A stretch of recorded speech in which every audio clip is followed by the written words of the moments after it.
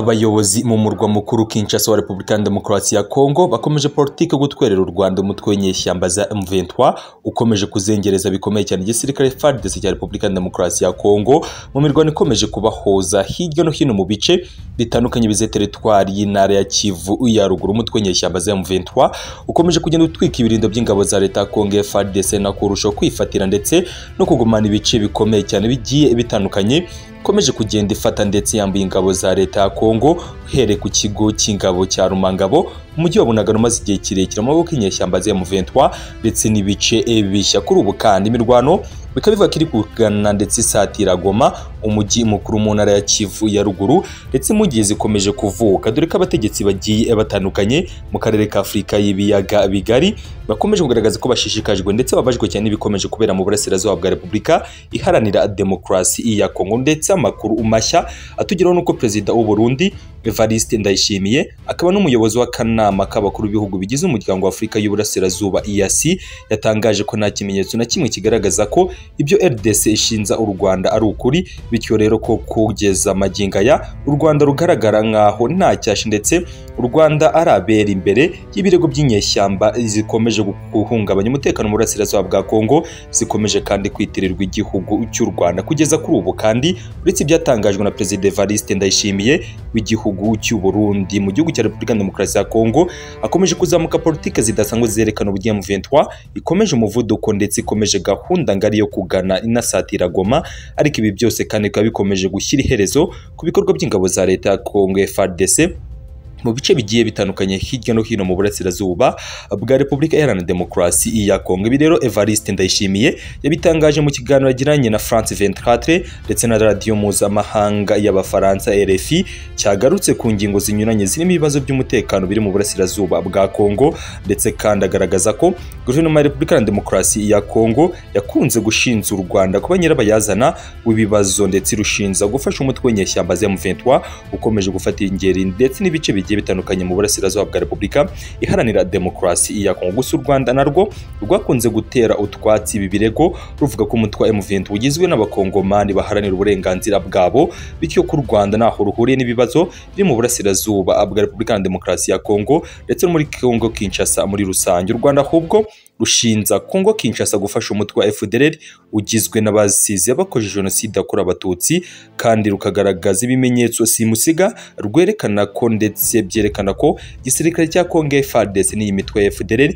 bafitanye ubufatanye bw'igihe kirekire ndetse burambye burimo ndetse n'ibikubiye mu masezerano akomeza gusinywa hagati y'abayobozi bakuru ba FDLR ndetse n'abagaba bakuru bayoboye urugamba mu burasirazuba bwa Repubulika Iharanira Demokarasi ya Kongo. Perezida Evariste Ndayishimiye yavuze ko bazategereza bizava mu biganiro bikubera i Rwanda bityo impande ebyiri izomba hagati y'u Rwanda na Repubulika ya Demokarasi ya Kongo bamara gusasa inzobe hazamenyekana igitera ibibazo by'umutekano muke mu burasirazuba bwa Kongo. Muri iyi minsi kandi umuryango wa Afurika y'Uburasirazuba watangiye kohereza ingabo mu burasirazuba bwa Kongo mu rwego rwo kugarura amahoro muri kariya akarere mu ntara ya Kivu ya ruguru, Kivu y'epfo ndetse na Ituri akomeje kwibasirwa ndetse akomeje gufatwa nk'indiri y'imitwe yitwaje intwaro ikomeje gukorera hamwe. Ndetse kuri ubu kandi bikaba bivuga ko igisirikare cya Repubulika ya Demokarasi ya Kongo muri gahunda idasanzwe Perezida Felix Antoine Tshisekedi Chilombo ya Etat de siège aho ubuyobozi bwatswe abasivile bugahabwa ingabo ndetse n'abapolisi. Gusa ibi byose na gisubizo kirambye ndetse benshi bakomeje kugaragaza ko amahoro n'ubundi akomeje kuba ngerere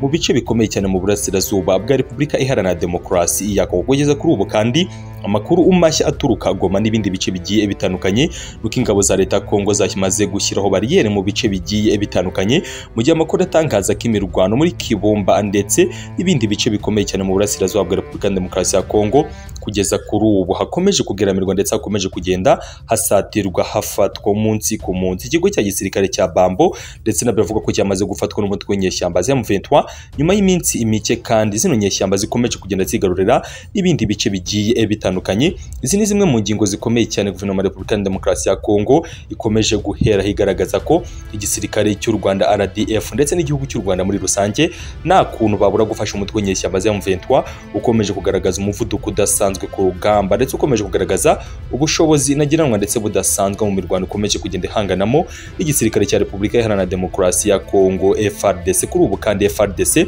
n'iri yonyine ku rugamba dore ko ikomeje gukorana bya hafi n'imitwe myinshi yitwaje intwaro nayo ikomeje kugarukwaho kenshi, ndetse mu burasirazuba bwa Kongo haragaragazwa imitwe myinshi itandukanye irimo RUD urunana, FPP abajyarugamba ndetse na FDLR bakomeje guhuriza hamwe imbaraga y'igisirikare cya Repubulika ya Demokarasi ya Kongo FARDC mu kugerageza kurimbura ndetse no gushyira hasi ibirindiro by'inyeshyamba za M23 muri Rucuru, Nyiragongo ndetse na Masisi. Aha hose M23 ikaba yaramaze kuhakandagiza ibirenge ndetse ifite ibice binini cyane igenzura mwizi teritwari eshatu zose, ndetse bivugwa ko n'ibindi bice bigiye bitandukanye bya birimo biregerezwa ndetse bya biri kujya mu kaga ko gufatwa n'inyeshyamba za M23 mu gihe imirwano bikomeje kumvikana hirya no hino ku butaka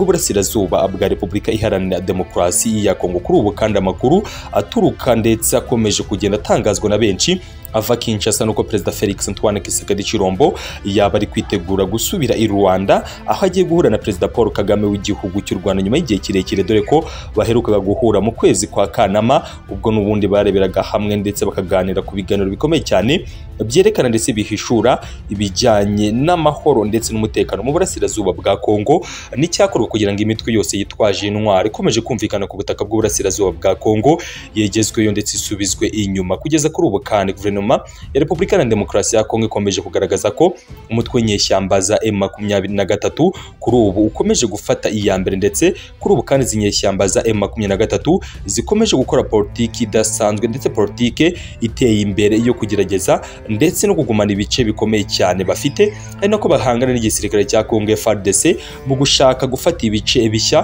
ku butaka bw'uburasirazuba bwa Kongo. Amakuru kandi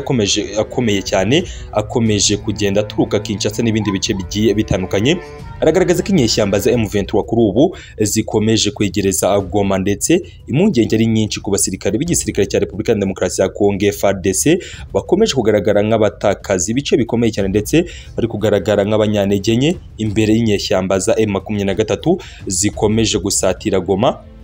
ibindi bice bigiye bitandukanye hirya no hino mu burasirazuba bwa Repubulika ya Demokarasi ya Kongo. Aya makuru akaba ari amwe mu yakomeje gucicika ndetse no kugenda avugwa agarukaho n'ingeri zigiye zitandukanye, ndetse kuri ubu benshi batewe impungenge zikomeye cyane ndetse ubwoba ni bwose ku bakomeje guharanira umutekano ndetse n'amahoro mu burasirazuba bwa Kongo, n'ubwo ibiganiro politike bigaragara ko ntacyo biri gufasha ndetse ntacyo biri kugeza ku bakomeje gukurikirana politike ndetse n'ibikomeje kuvugwa mu burasirazuba bwa Repubulika Iharanira Demokarasi ya Kongo. Kuri ubu kandi umutwe w'inyeshyamba za M23